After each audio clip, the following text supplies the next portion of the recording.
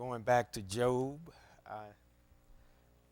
I know a lot of people uh, probably be glad when we get through Job, but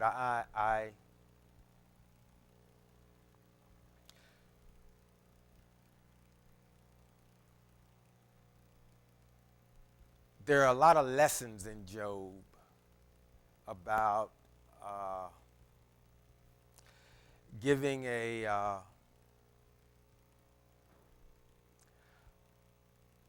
giving some deeper insight into the ways of the Most High and some deeper insight into our understanding and lack of understanding concerning our relationship with the Most High. The book of Job is devastating, obviously, but we are given an opportunity to kind of see behind some of the scriptures that most of us pretty much, I'm not going to say know it by heart, but we get the gist of the theme that the book of Job is trying to convey because of the way it's been taught and preached to us. But there's a lot missing. There's a lot that has been missing in its teachings and its preachings. And some of the very teachings and preachings have contributed to some misunderstanding, not only about the sovereignty of the Most High, but even as it relates to what we call faith.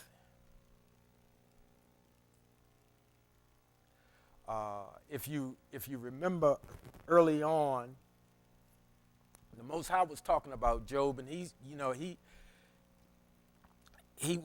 called him, a righteous man. He said he eschewed or he shunned evil. And it appeared that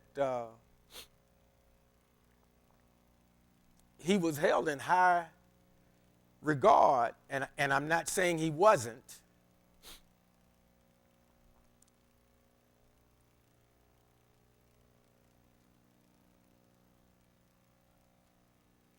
But the Most High asked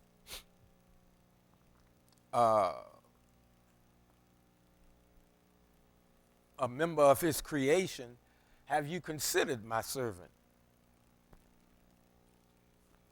Have you considered my servant Job? And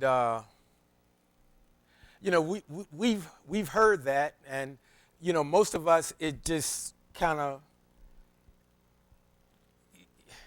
we heard it, and we didn't do a lot of processing, because it was, it's kind of like, well, yeah, that's part of that's what's in the scriptures, get on to the next point. But there was dialogue taking place, and the dialogue was between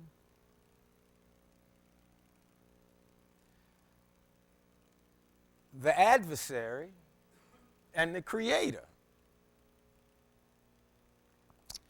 And there was some back and forth, and you remember, we all remember, and the sons of God came before the Most High, and the adversary came with them. And again, that was something else we heard, and we just, we heard it because that's part of the story, and that's the way it's been preached, and we didn't give it much more thought than that. Once again, get on with the rest of the story. But I submit to you that in the very beginning, something else was taking place during the dialogue, during the conversation. Most of us remember that there was some discussion before the Most High made man, and some of the writings said that some of the angelic hosts said, "No, don't make man. He's gonna cause a lot of trouble and this and that, and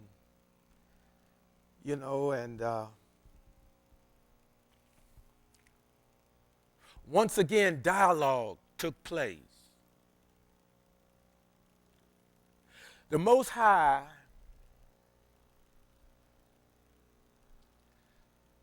who is all powerful,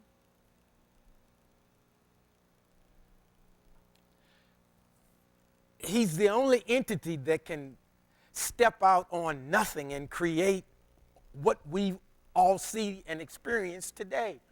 And the planets and other orbits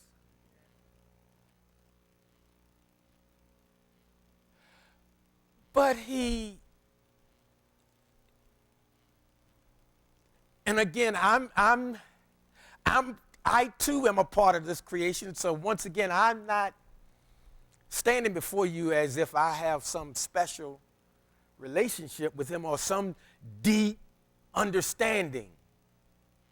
My understanding is no more than yours. Because I too, for years, sat there and had preachers preach about Job. And of course, we all want to hurry up and get to the end because it's so much easier for our hearts and minds to remember that all that he lost got replaced. And that's true. But look at the agony that he endured. We even today, we see people that we deem are successful, and they are, they're successful or whatever, but a lot of times we don't think about what they went through to get to that point. Very, very few successful people get a free ride. Well, nobody gets a free ride. Nobody gets a free ride. I know sometimes when we look at other people's lives, we just feel like, man, they got it made. In fact, there was a brother that used to go here a lot, and it used to kind of bother me a little bit, but he didn't mean anything by it. But he used to always say that. He said, "Man, you got it made."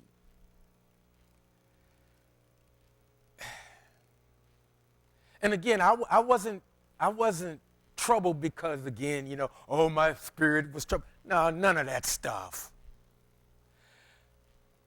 It bothered me because I realized he was just looking at the outside. And it looked to him that, looked like things going pretty good for him. And they were.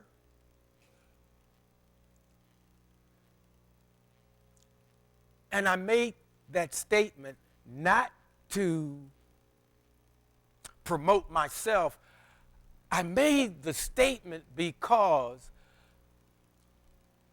The Most High smiles on all of us.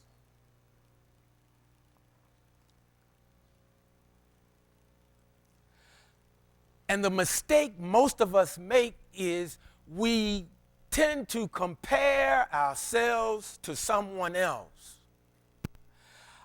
Today, I would like for all of us to stop doing that. The only person you're in competition with is yourself. And the competition is this: you want to be a better person today than you were yesterday. Pure and simple. Doesn't matter what your neighbor got. Doesn't matter what your coworker got. Doesn't matter, hey, maybe you and your coworker were up for the promotion and they got the promotion. And, the book of Job,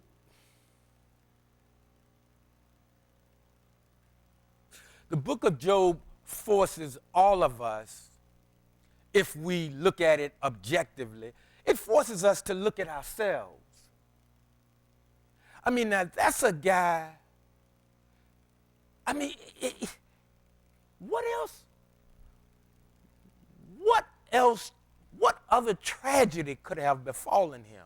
All of us have suffered tragedy, all of us. But not to that degree. And again, I'm not making light of, I don't have the right to grade a person's tragedy. What might bother me may not affect somebody like Frances the same way, and I'm just using her as an example, that's all.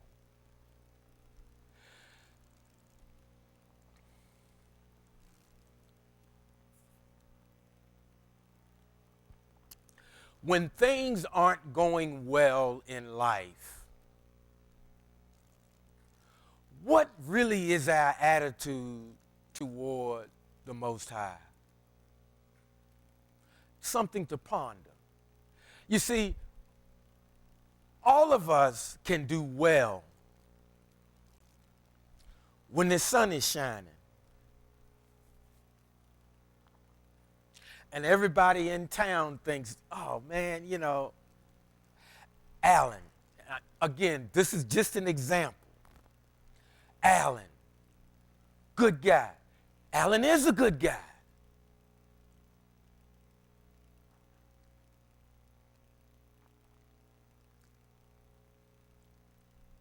But some days Alan don't necessarily maybe have a good day.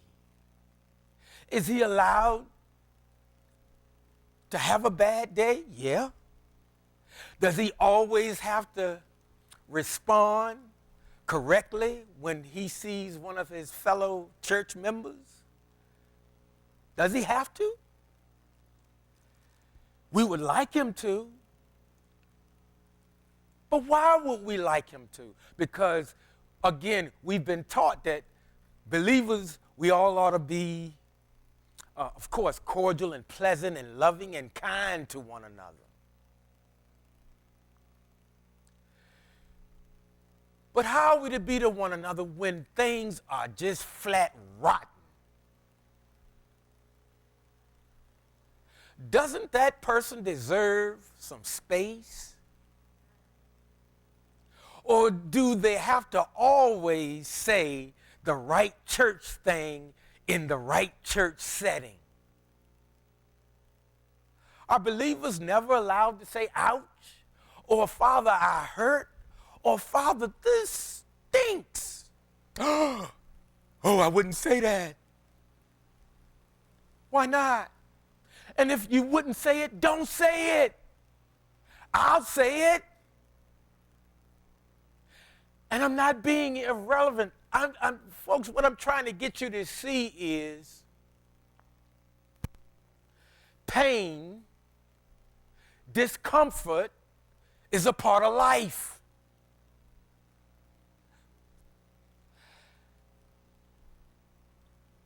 I told you I'm probably the biggest crybaby in here. I do a lot of whining. I try not to whine around you. But I do a lot of whining. I have periods where I feel sorry for myself. I'll ask, I said, hey, Chief, are you upset with me about something?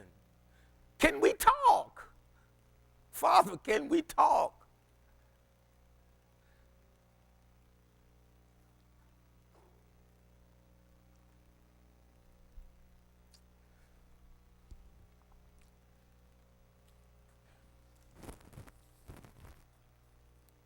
If we don't remember anything, just remember this. He's still who he is, whether we're happy and everything is just lovely and everything is blessed, it doesn't change one thing about him. But the same holds true even when the bottom falls out. And none of us like that. None of us like that. None of us like that. But not all of us are willing to voice that. And I'm not trying to get anybody to voice that. What I am saying, though, is that, brothers and sisters, we need to learn how to give one another some space. I've told you, with the recent events, I no longer give people the benefit of the doubt. I don't. I'm not asking you to do that. I will not do that anymore for the balance of my days.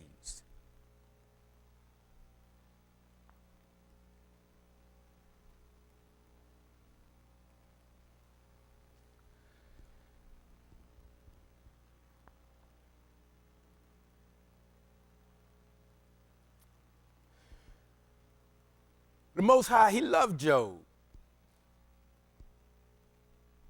But the Most High told us some time ago, he said, listen, I wound, I heal, I kill, I make alive. I'm God.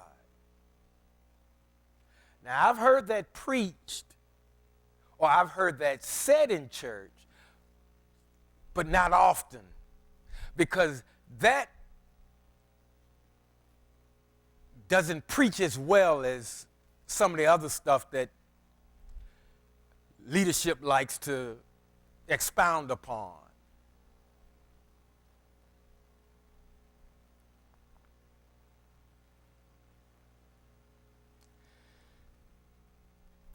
The book of Job, if we take a little time and go through it, the book of Job will actually help us be better human beings. Now, I know some of us are really not that interested in being a human being. We want to get to the next level. Well, we'll get there in his time.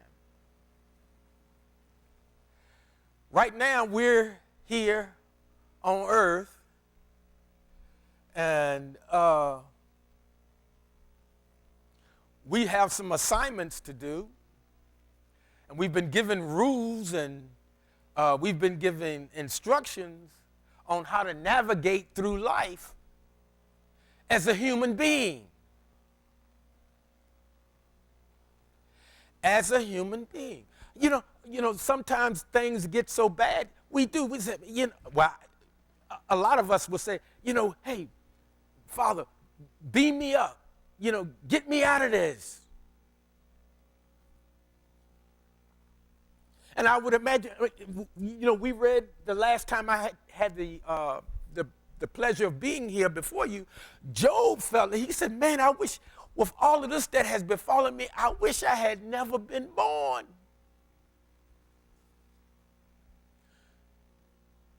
And sometimes things happen in life, and I don't know whether you get to that degree, but we can kind of see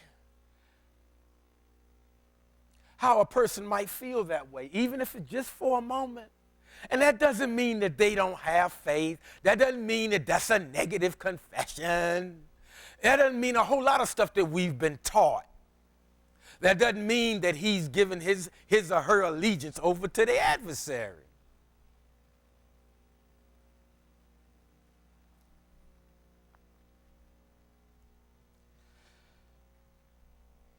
The book of Job also teaches us that we don't always have to have a stiff upper lip.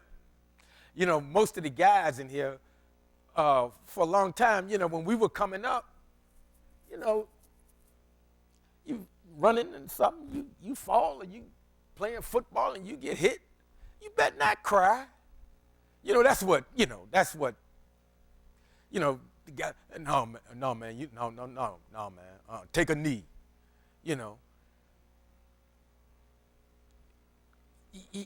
Yeah, you can cry. Some cats, if they in a fight and they start crying, they fight harder. So you don't want them to cry.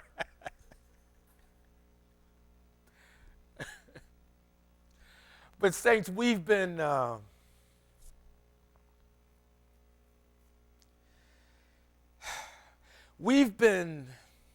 encouraged to live life a certain way, but it's unrealistic. It's unrealistic. It's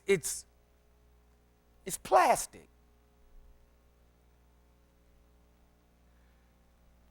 And another thing that another theme in the book of Job is that when tragedy befalls us,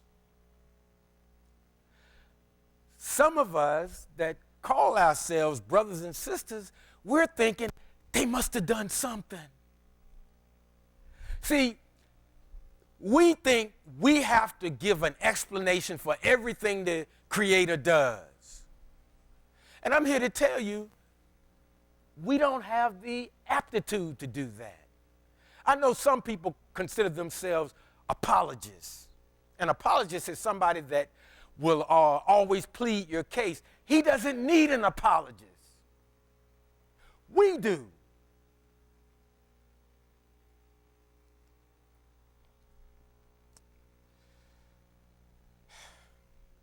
Does he not love us? Well, if he loves us, why would he do this to Job? A lot of people, some people say, well, I don't believe there's a God. Why are all these bad things happening?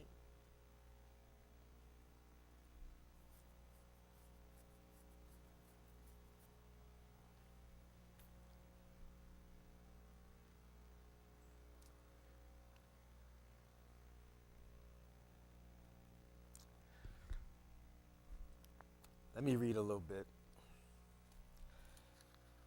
We'll go back to where Eliphaz. Remember, his friends came and they started out real well. They came, they saw what kind of anguish and torment he was in, and they kept their mouths shut, and they just sat there.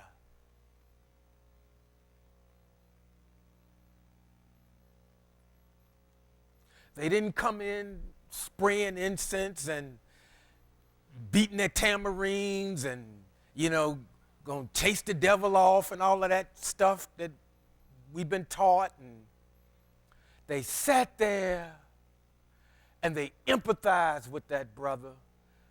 And I'll tell you, in doing that, they realized it could have been me. That could have been me.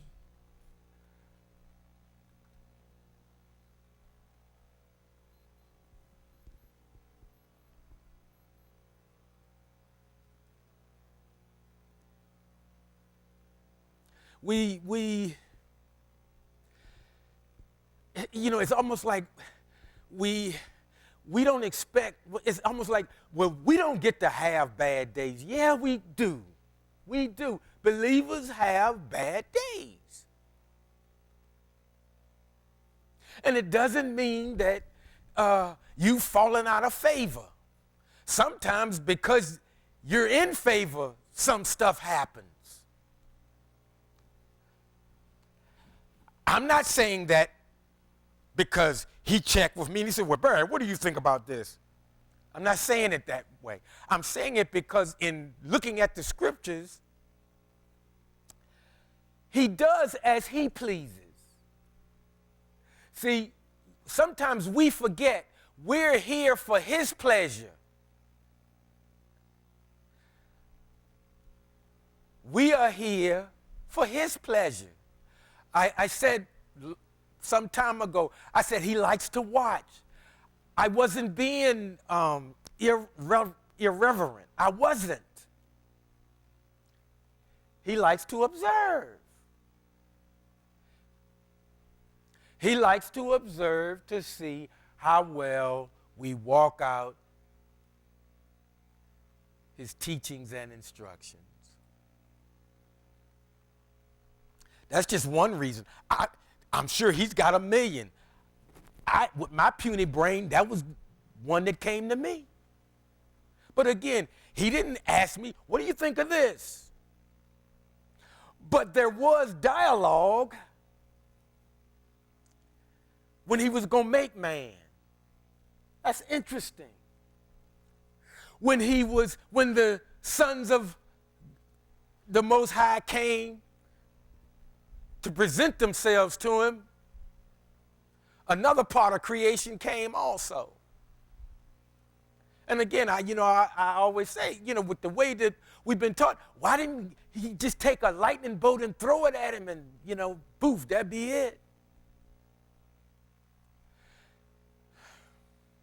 The way it's been conveyed to us, it's almost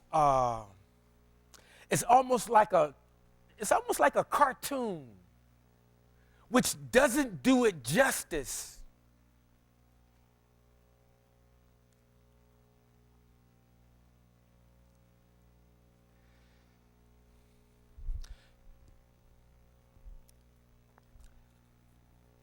This is Eliphaz. After he had waited 7 days, he says, if one tries to speak to you, will you mind? And that was real nice, the way he broached this. But after that, he kind of started getting into Job a little bit. Now remember now, this man has lost everything.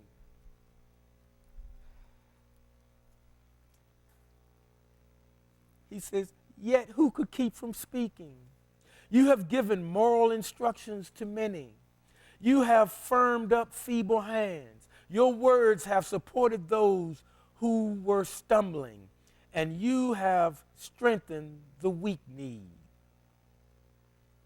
But now it comes to you, and you are impatient.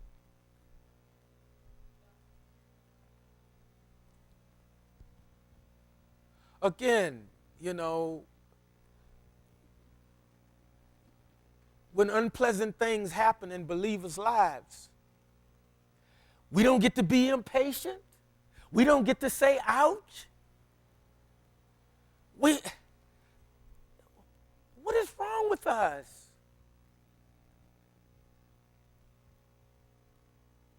Where is our real compassion?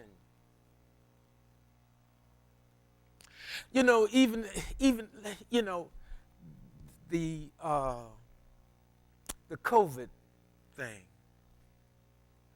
I remember I was sitting in that section right there, and the numbers were coming in. And again, I'm only sharing this. Again, this has nothing to do with me. This has everything to do with us. But some numbers. The cases were mounting, and people were dying. And we went on and we had church like usual. And I stood up and I said, wait a minute, what has happened to us? See, there was a time when people passed.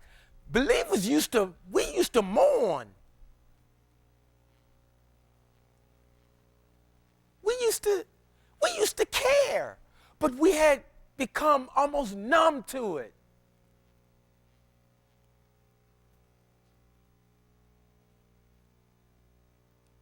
It didn't bother us until it visited us.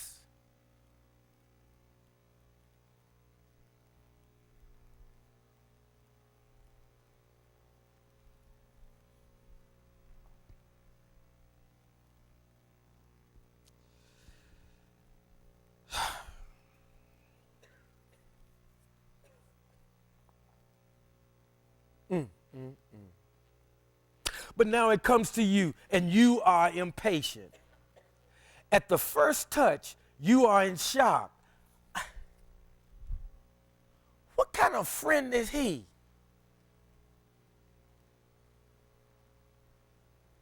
You talk about kick somebody when they down? Now, reading it the way it was written, I would start looking at Eliphaz like, well, wait a minute, are we boys or not, man? I mean, did you come to comfort me, or did you come to turn it a little? I mean, because sound like, right there, sound like he kind of getting him. And I'm like, dude, what else do I have to lose?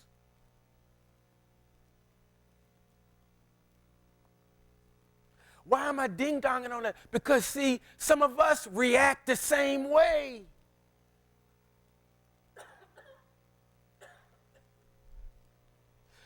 And some of us, we wouldn't verbally say it, not to the person, because the good thing is you got sense enough to realize, some things, hey, maybe I just need to just kind of back off a little bit.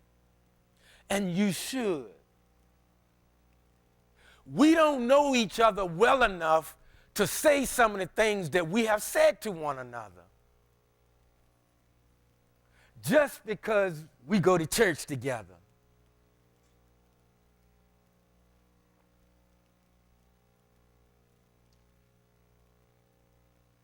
We need to watch that.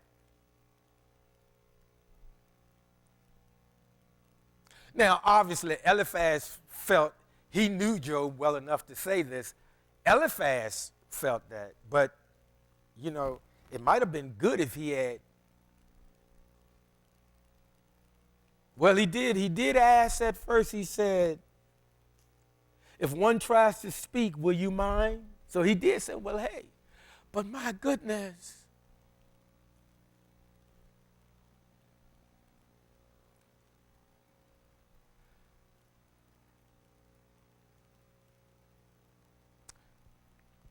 I got in a fight with, not a physical fight, with a lifelong friend. And we're not mad at each other, but we still not speaking to each other right now.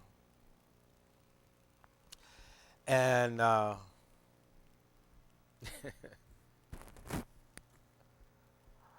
don't want nothing to happen to him, and I don't want nothing to happen to me. But we fell out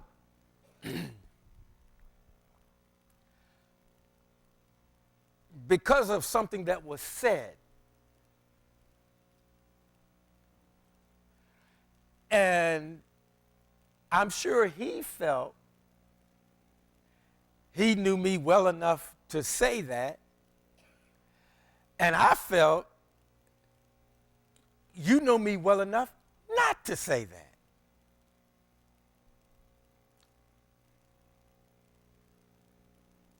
Perhaps this same thing is going on here. And I'm not putting my situation in, of course. But what I'm saying, it is so important that all of us watch what we say to one another, particularly in a time when tragedy has visited a person. We need to learn how to be better in the empathy department and stop rushing to do church stuff. Be a human being first. If they're a friend of yours, be a friend to them first, because that's what they need right then and there. More than anything else, more than some scripture that you've memorized.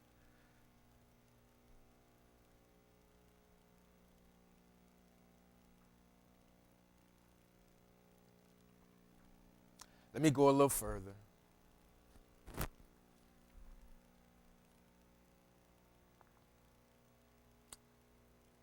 Isn't your fear of God your assurance, and the integrity of your ways your hope? Think back, what innocent person has perished? Since when are the upright destroyed? What I see is that those who plow sin and sow trouble reap just that. Now,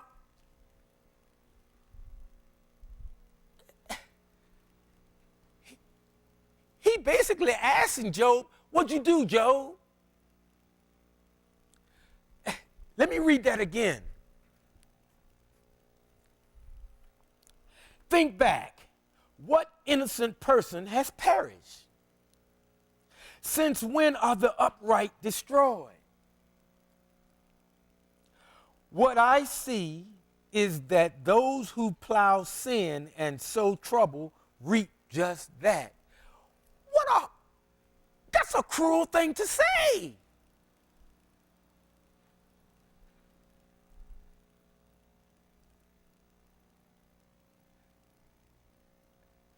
See, Eliphaz, in a very poor manner, is trying to be an apologist for the Most High, which he does not need. Mankind cannot explain their maker. And there's no need of you, me, or anybody else looking to mankind to explain the unexplainable. That sort of thing comes under the sovereignty of the Most High. Another situation. We talk about suicide.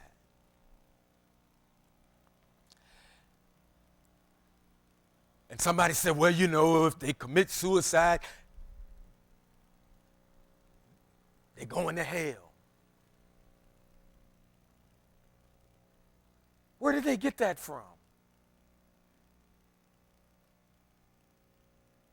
Where did they get that from?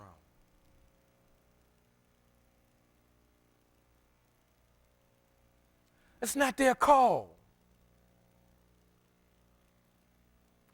That's not their call.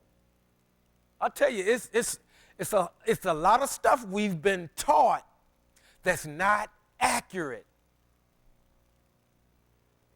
Job brings out a lot of this. The book of Job brings out a lot of this.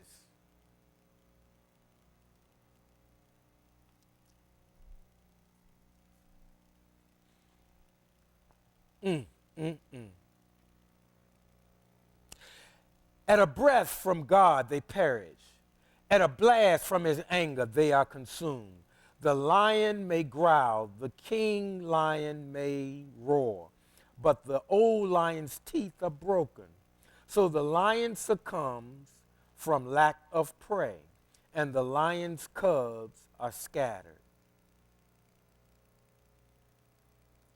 For a word was stealthily brought to me, my ear caught only a whisper of it. In passing, thoughts flashing through visions at night, when sleep lies heavy on people. A shiver of horror came over me. It made all my bones tremble. Then a spirit passed in front of my face. The hair of my flesh stood on end. It stood still. But I couldn't make out its appearance. Yet the form stayed there before my eyes. Then I heard a subdued voice. Can a human be seen by God as righteous? Can a mortal be pure before his maker? God doesn't trust his own servants. He finds fault even with his angels, much more those living in houses of clay, whose foundation is in the dust. Now he's saying here now he got a word. And he said a mouthful there.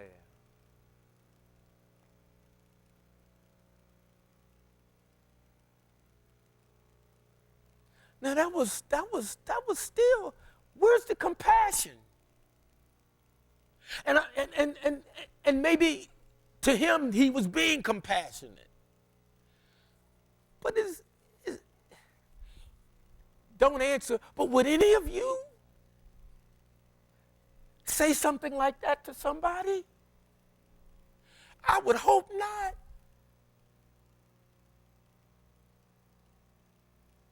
I would hope not.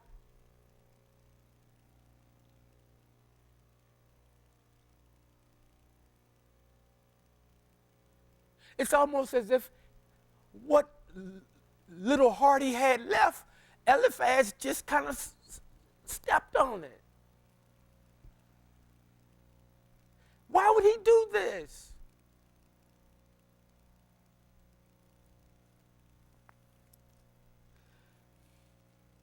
They are crushed more easily than a worm, shattered between morning and evening. They perish forever, and no one takes notice. Their cord within them is pulled up. Then they die without ever gaining wisdom.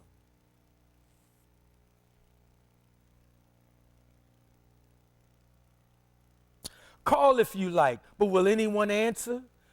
To which of the holy ones will you turn? For anger kills the fool, and envy slays the silly. I watch as a fool establishes roots, but I curse his home with sudden destruction. His children are far from help, publicly humiliated, with no one to rescue. The hungry eat up his harvest, taking it even from among thorns, while the thirsty are panting, eager to swallow his wealth.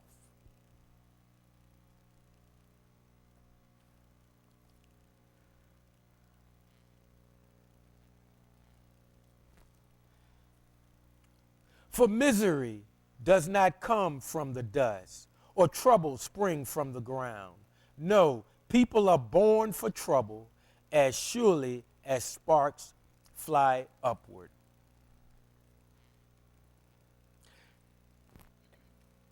Now, after he said all of this, this is what he says in 5. If I were you, I would seek God. I would make my plea to him, for God does great deeds beyond investigation, wonders beyond all reckoning. He gives rain to the earth, pours water down on the fields. He raises the lowly on high and lifts mourners to safety. He frustrates the schemers of the cunning so that they achieve no success, trapping the crafty in their own tricks and foiling quickly the plans of the false. They meet with darkness during the day, groping at noon like at night. But he saves the poor from the sword, their mouth, and from the clutches of the strong.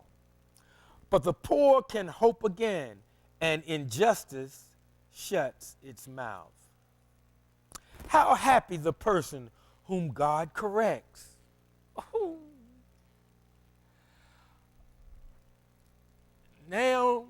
To me, he's being religious. His brother has just suffered. I mean,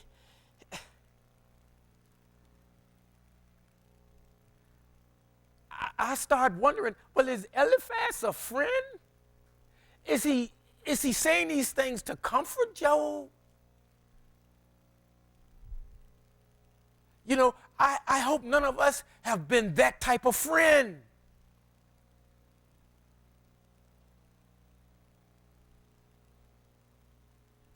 People don't need your in-depth analysis of the scriptures at a time when they are dealing with tragedy.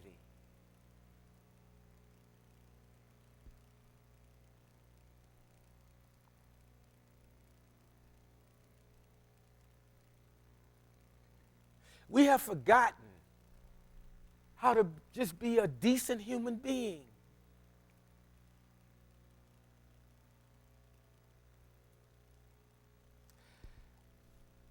I don't mean we literally have.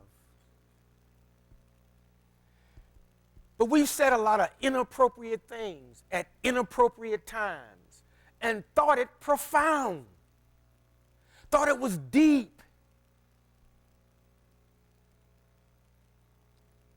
And it cut people to their heart. And then we would be the first, well, you know, I never meant. Well, just be quiet sometime. Don't think you always have to say something.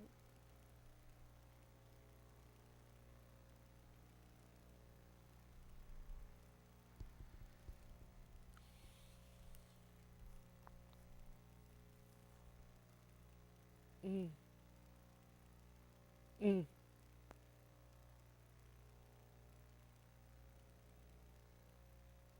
How happy the person whom God corrects. So don't despise Shaddai's discipline, for he wounds, but he bandages the sore.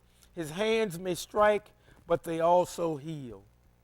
He will rescue you from 6 disasters. Yes, in 7, no harm will touch you. In famine, he will save you from death, and in war, from the power of the sword. You will be shielded from the lash of the tongue, and you won't have to fear destruction when it comes. You'll be able to laugh at destruction and famine. Also, you won't have to fear wild animals, for you will be in league with the stones in the field, and the wild animals will be at peace with you. Mm, mm, mm, mm.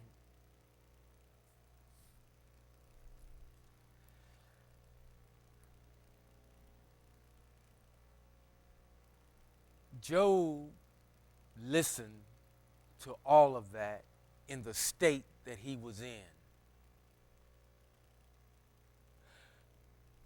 Job had great restraint. You know, again, don't raise your hand, but just think, how would you have reacted?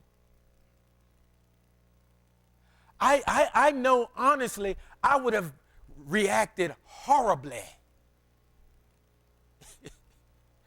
You all will put me out.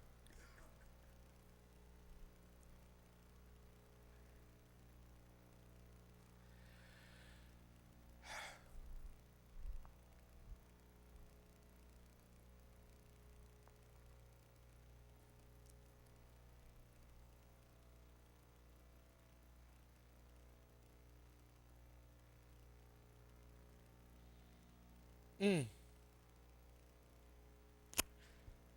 And then he summed it up. He said, we looked into this, and that's how it is. Listen and know that it's for your own good.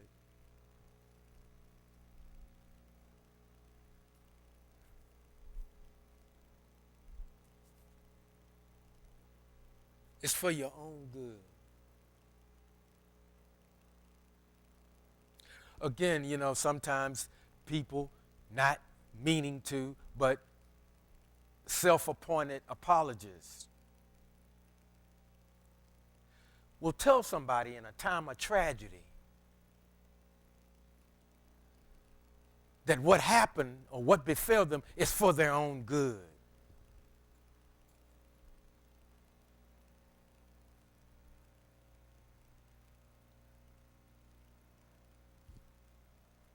How can we say such things?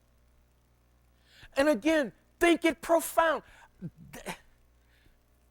We've done that, folks.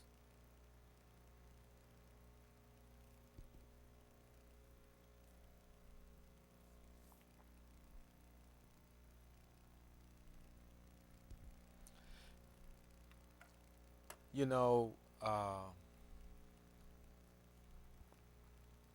on a little lighter note, but still dealing with saying inappropriate things.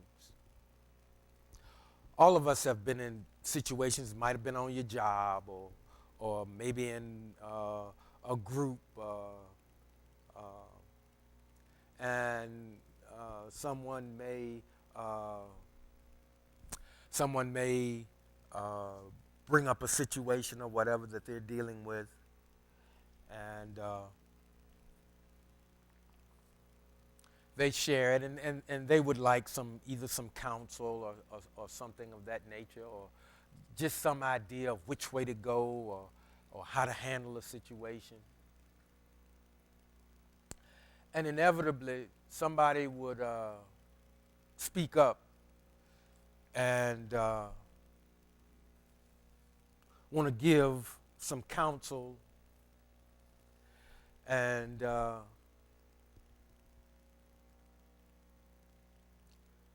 they may answer it. They say, well, if it was me, I would do this, that, this, and that, line it all up and give their reasoning or whatever. And, you know, the person might listen to them, take it into heed, and say, well, you know, I may apply that. And not within maybe 2 weeks to a month, the person that so assuredly gave, you do this, this, this, and this, a similar situation is right at their door.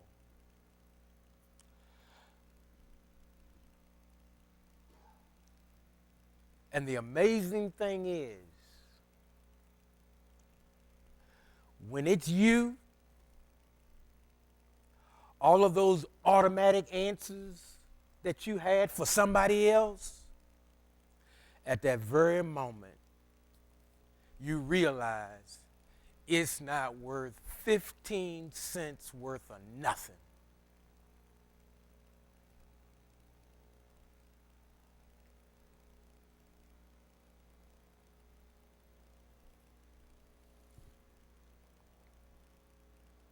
Have a heart of compassion when tragedy strikes someone else.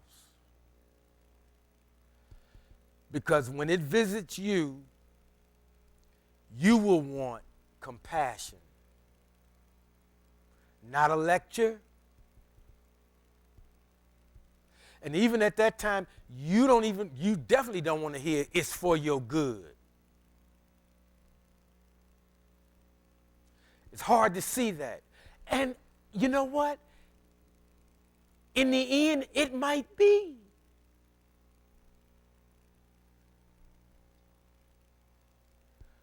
But it's for your good.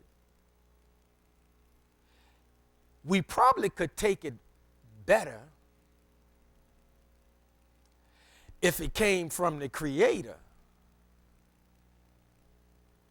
as opposed to someone else who might be 1 or 2 days away from something similar visiting them. Remember now, Eliphaz remained quiet for 7 days.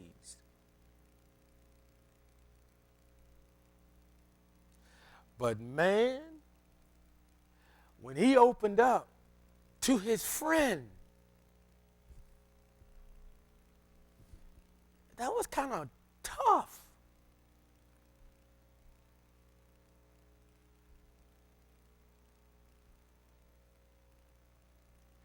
You don't want to be that kind of,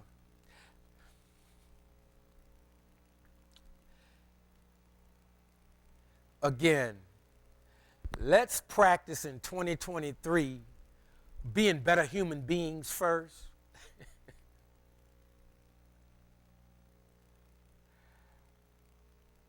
Please, try being a better friend. Try being a better co-worker. Just try being a better person. And again, I'm not talking about saying a lot of plastic stuff either. Let's don't go that far either. But when somebody is in need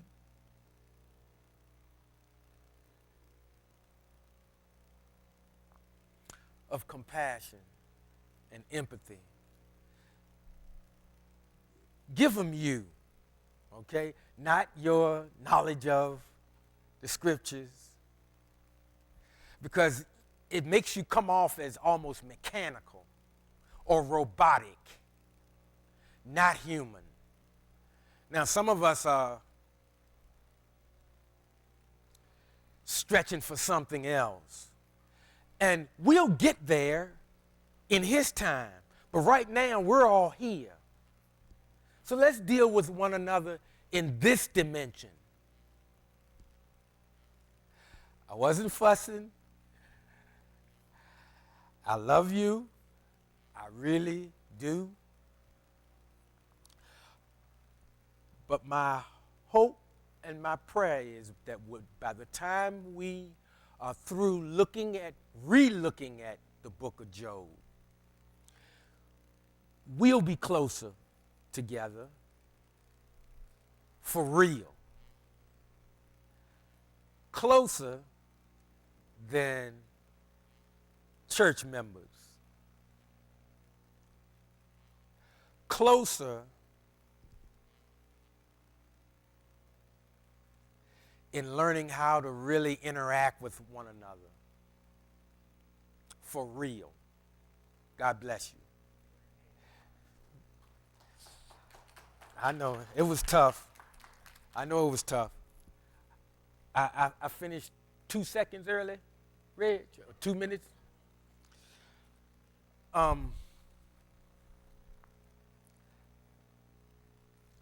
Please, saints, stay with me on this thing with Job.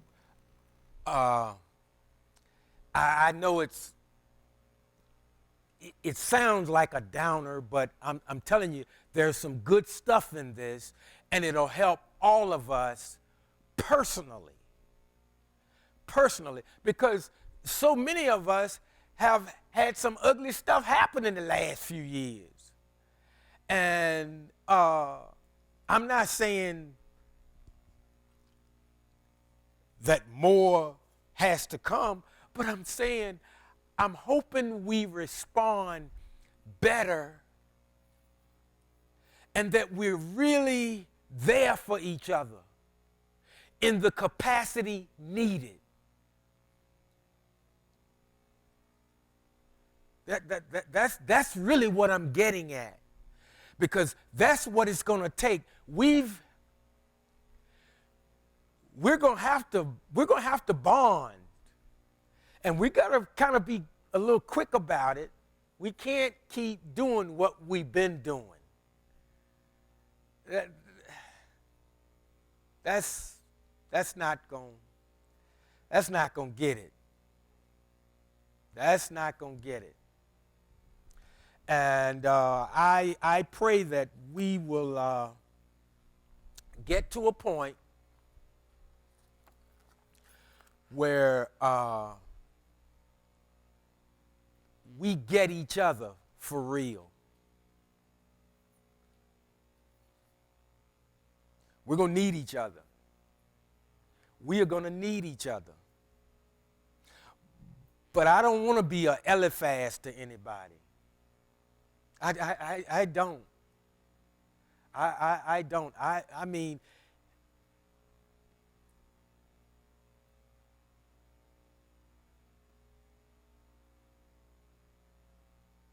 when your brother or your sister's hurting, we ought to feel that for real, not from a church standpoint, from a human standpoint.